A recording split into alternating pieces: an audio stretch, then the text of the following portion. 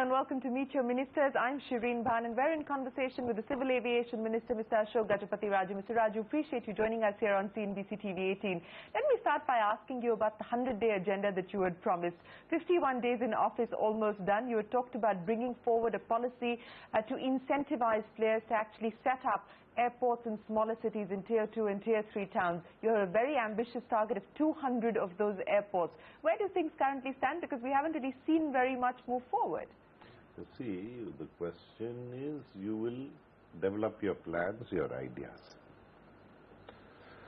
100 days, actually there's nothing, sacrosanct about 100 days. No, it was a promise that you made. It is probably a reasonable time frame to develop an agenda. So we have developed an agenda, and we'll be going ahead with it.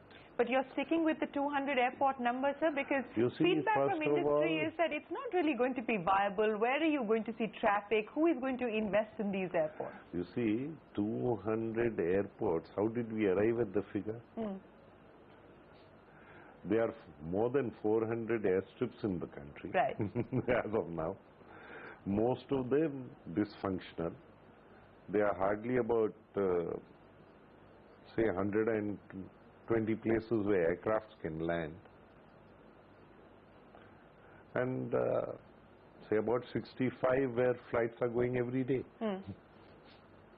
So this is probably the picture that you are in. Now, air connectivity is important. Right. It's extremely important. And air travel is not elitist like it used to be. So that is one thing. Then how do you make these airports functional, useful, because air connectivity also contributes to the economy. Right. So we have to look in those angles and work out plans. So when can we see the policy being announced, sir? Industry is waiting to see what kind of incentives you can offer, because even for airports in the major cities, in the metros, airport developers are struggling to keep up at this point in time. So the question is, who is going to invest? Is it only going to be Airports Authority of India? What about the 6 private airports in smaller cities that the previous government had talked about? Where are we going to finally see that process head? You see, we are committed for connectivity. This Tier 2, Tier 3 areas have to be connected. Particularly areas which do not have connectivity, other forms of connectivity, like the Northeast you take. Sure. Certain places your train goes up to a particular level, that's it. Beyond that, they are also part of India. They need a connectivity. And that connectivity has to be given. AirAsia has said that they would like to enter the Northeast market. They believe that's virgin territory that has been unexplored up until now. Have you had any conversation with AirAsia about them flying to the Northeast? They haven't bothered to contact me that way, in that sense. But it's still okay. They don't have to contact me at all. But to make that route more attractive, is there going to be something that you would... They have to have in mind, they have to be presented to the authority, and the authority has to decide where and how. I want to ask you about other policy decisions that are pending at this point in time, and of course the big one is the 5/20, whether you are going to relax the 5/20 norm and allow carriers without the 5-year experience to actually fly internationally. This was something that the previous government said that it was almost a done deal. It was waiting to be signed off on. There seems to have been a pullback of some sort as far as this decision is concerned. Is that assumption or is that perception correct? Is there a decision not to go in for that relaxation of the 5/20 rule? You see, show me another country that has a similar regulation.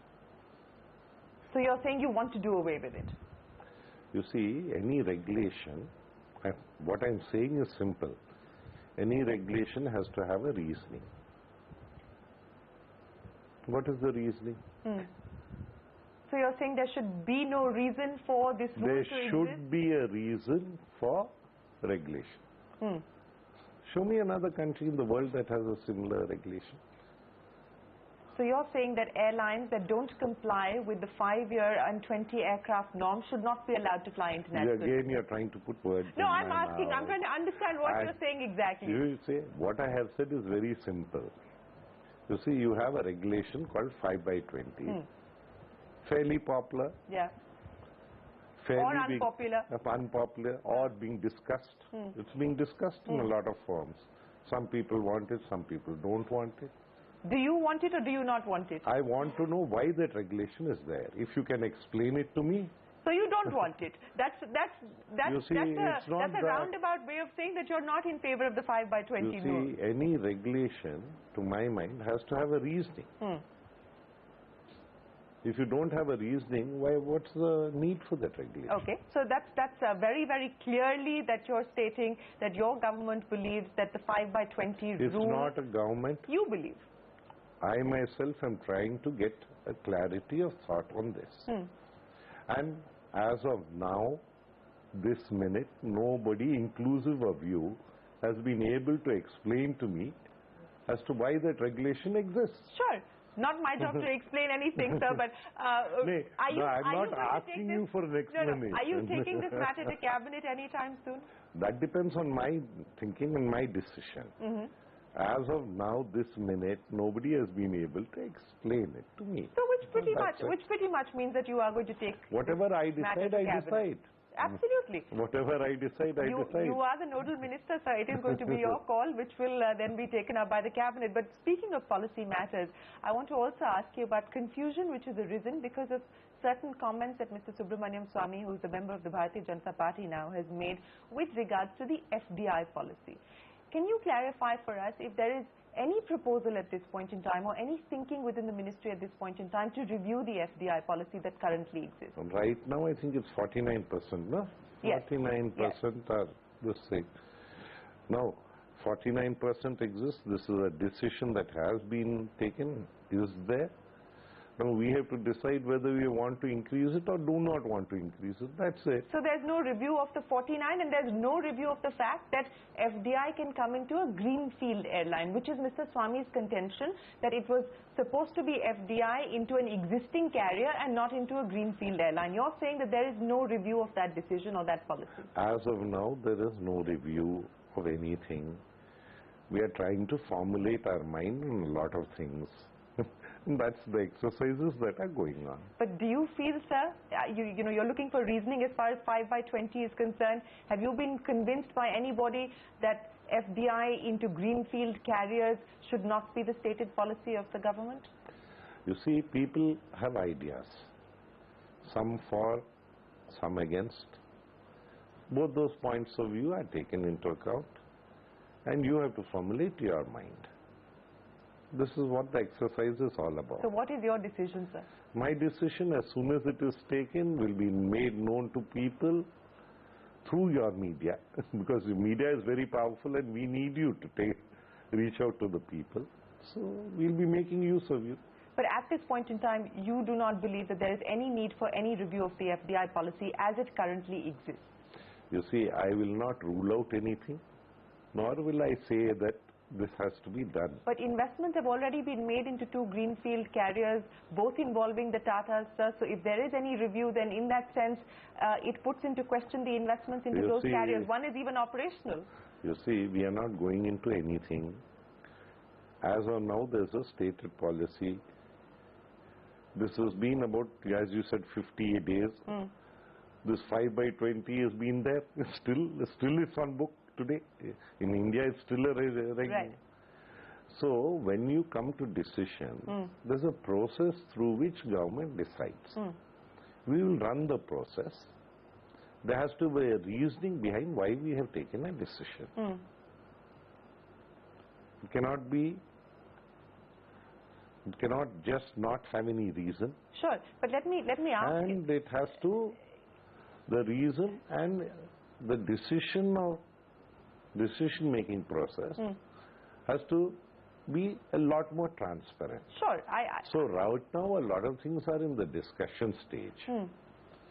Now, when we want decisions, when things are in the discussion stage, it's It'll hardly happen that way. But may I ask you this, sir, do you agree with Mr. Swami's contention?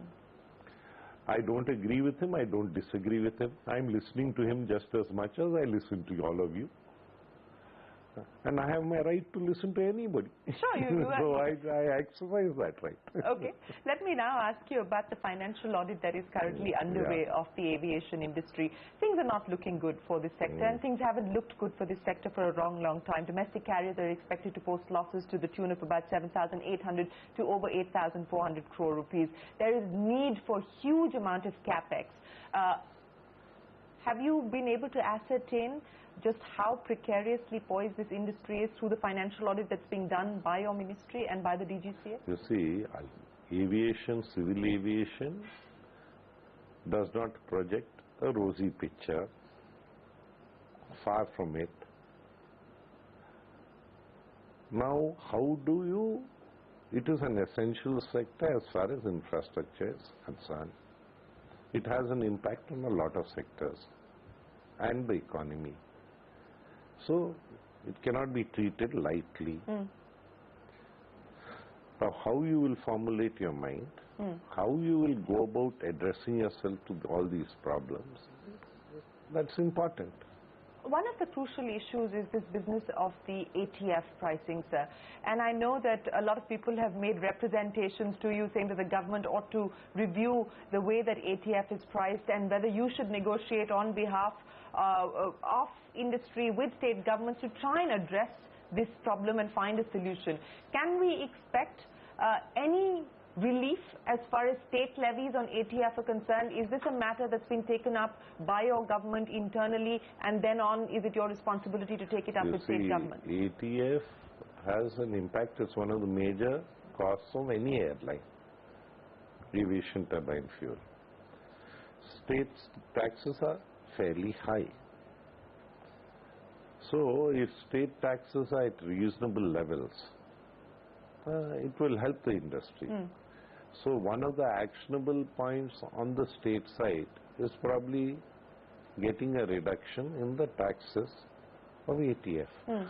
Now certain state governments have already made announcements. Like Goa, etc. Goa has made its announcement, Telangana has made, I think Andhra Pradesh has made. I think Chhattisgarh has also come down.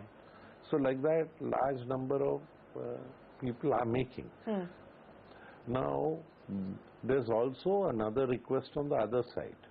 Why doesn't Government of India declare it as a declared good? Which has been a long-standing demand. It was a long-standing demand, but that interferes with the states.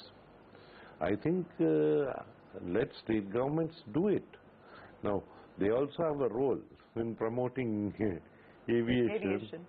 It helps the state, it helps the industry of the state, it helps the tourism of the state, and connectivity also it helps. So let competitive federalism decide what the price of ATF and the taxes on ATF will be. I think that should be the right approach. That should be the right approach. We should probably at the best say that this is the activity that is there. Probably in our potential we can reach this level. So like we have a role, you have a role. So let us all come forward, work together and build India. That's it. You know, sir, you talked about how competitive federalism should be the basis to decide ATF taxes, you know, on a state-by-state level. But what about regulation of air tariffs? And there's been a fair amount of consternation that the DGCA has come down on these discounted fares, on the 1 rupee fares that were being offered by certain airlines and so on and so forth, and that government should stay out. Your government's philosophy is maximum governance and minimum government. So stay out of pricing, let market forces determine. Are we likely to see a more hands-off approach as far as pricing is concerned, or do you believe that the regulator must enforce? As of now, it's a very simple thing. There's a basket that each airline files, and they put it on their net. And the minimums and maximums are mentioned, and to make it transparent, this is what it is. So what is generally happening, the person who buys a ticket, the earlier you buy it, the cheaper it is. Right. So those who are really in an emergent situation, last minute thing, have to pay more. And probably that has a lot more to do with human angles, like someone unwell, something like that. Right. They get to pay a lot more. Now, they don't find it reasonable. But world over, this is not a regulated market. Nobody is regulating it. So that is reality. Now, if you want a regulation, why this minimum or why the maximum? There has to be some reasoning again. Now there's another angle of it. When apparently people are not going to even charge, they're covering their costs. Like you said, 1 rupee thing of it.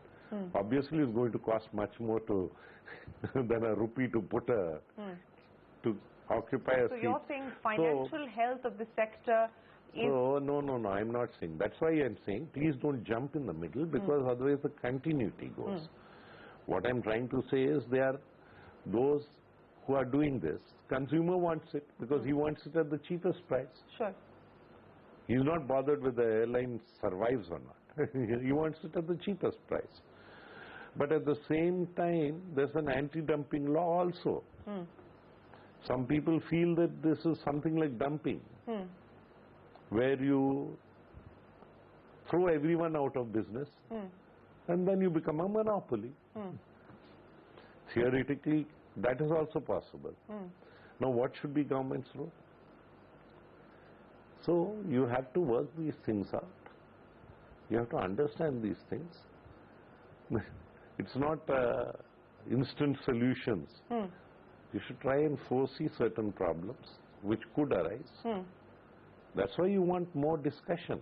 Sure. You see, unfortunately, what has happened, these sectors did not work as transparently as they ought to have. Right. This thing. So when you are looking into them, you don't get a feel-good factor. That's missing. So when the feel-good factor is missing, you want to try and get there. You understand what I mean? I understand what you mean, sir. Now, probably if I feel good as a responsible legislator, minister and government, if I feel good about a thing, I have reasons to feel good about it. So that's what I'm trying to get in. So that I feel good, the government feels good, the people of India feel. Okay. So this is what you're trying to do. You know, speaking about the feel-good factor, sir, and speaking about monopolies, I want to ask you about Air India. I know you've said in the past that you don't believe in privatization as the route forward for Air India. What is going to be the plan ahead as far as Air India is concerned? Because a serious amount of taxpayer money has gone into Air India to keep Air India afloat. We've seen very little improvement either in market share or the cutting down of losses. Return to profitability looks like a very, very distant dream as far as Air India is concerned. What should we expect then as to your prognosis of the problem and the solution? You see, what is it that I have said? I'm not against public sector. I'm not against private sector either. A mixed economy is okay, but a mixed up economy is a problem. So keep it aside. Now Air India has its sets of problems. It has also got a social commitment. Recently, for instance, Iraq. There is a social commitment, so those angles are there. Now, economy of Air India leaves a lot to be desired. Figures are mind-boggling. And it's obviously taxpayers' money. Taxpayers' money, I think, cannot be committed forever like this. Sure. It's just not possible. So, how do you go about it? You would like the airline to survive. At least I would like it to survive. But not survive at the cost of the people. They have to perform. So we want them to perform. Left to itself, right now it's bleeding badly. It's not in a good shape. not at all in a good shape. And decisions that have pushed it here are not exactly commercial decisions. That's why I was talking of the feel-good factor.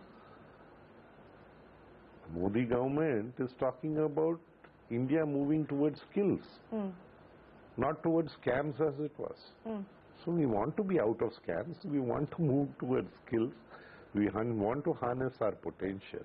But what would that mean, sir, as far as Air India's... What would it mean as far as Air India's future specifically is concerned? If the message is perform or perish, are you giving them a certain timeline before you say, all right, we've given you enough time, now it's perform or perish? Are you looking at a further VRS restructuring? What should we expect? You see, if you look at recent performances, if you go 1 year or something, Air India started performing better.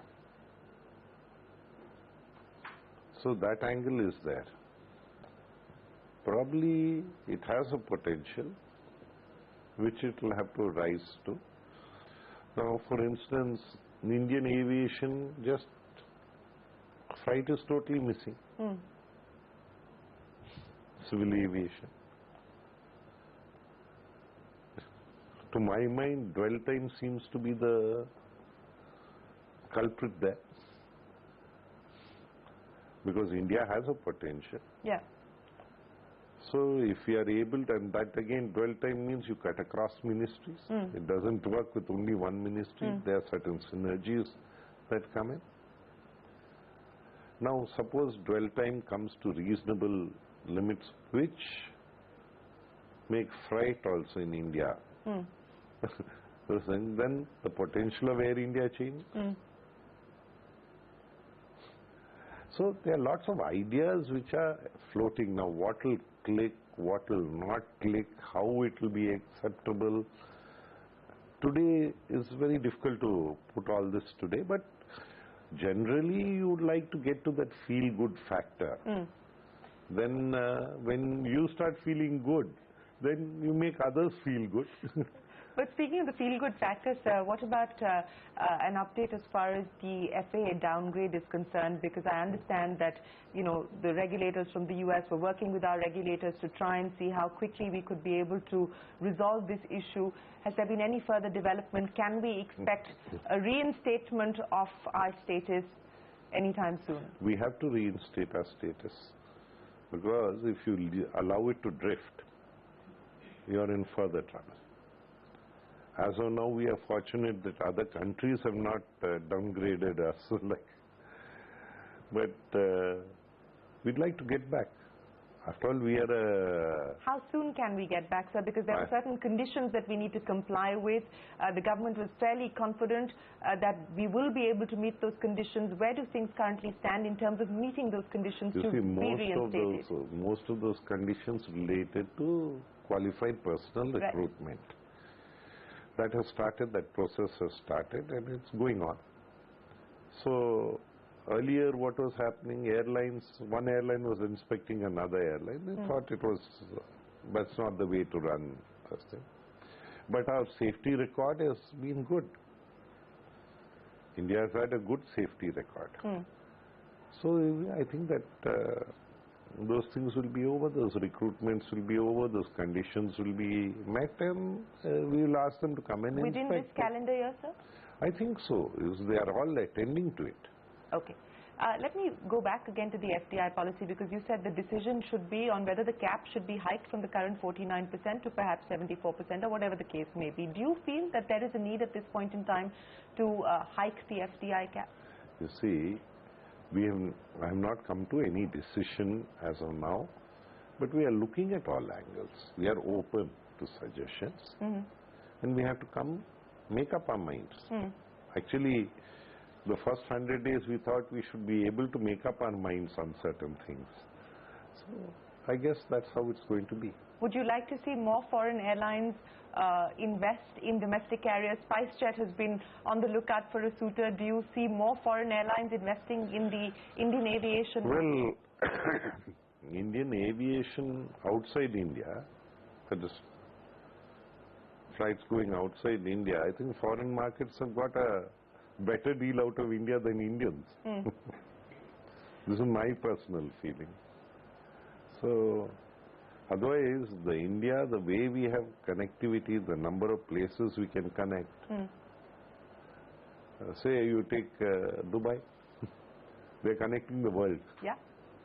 There's been a lot of question marks on the bilateral that's been signed. How much of connectivity within their country they have? So, in whose business are they thriving? Yeah. So what about the bilaterals, sir? Because that was again something that was on the 100-day agenda, a review of the bilaterals and a transparent policy for bilaterals that you spoke about. Yeah. You see, everything should be transparent. Otherwise, it doesn't make sense. There has to be a reasoning as to why you're doing certain things. There has to be a performance. Otherwise, an Indian say player, if he just takes a permission on bilaterals and sits on it indefinitely, while other players are performing, it doesn't make sense. Right. I know we're running out of time, and let me ask you my final question, sir. Your government has very categorically stated on the floor of the House, the Finance Minister said that your government does not believe in retrospective action of any kind, and that you would like the era of retrospective action to end. In that context then, would it be safe for people like the Tatas and AirAsia to believe that there is unlikely to be any retrospective action with regards to the FDI policy? You're going around FDI a bit too much. The idea is that there should be some definiteness. There should not be a situation where one does not know what is going to happen. So in that sense, a prospective, anything done prospectively, like even if this is your famous 520 rule, you can't remove it retrospectively. So anything you do, it has to be prospective. You have to look to the future. Of course, there has to be some damage control where it is required.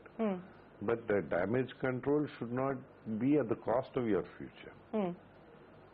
Well, I'm going to try and read meaning from what you've left us with, but Aviation Minister, appreciate you joining us here on CNBC TV 18 and taking us through where things currently stand for the sector and where you would like things to move to. Appreciate your time here, sir. Thank you very much indeed. Thank you. Thank with you. that, it is a wrap on Meet Your Ministers. We'll see you again next week. Till then, from all of us here, goodbye. Many thanks for watching.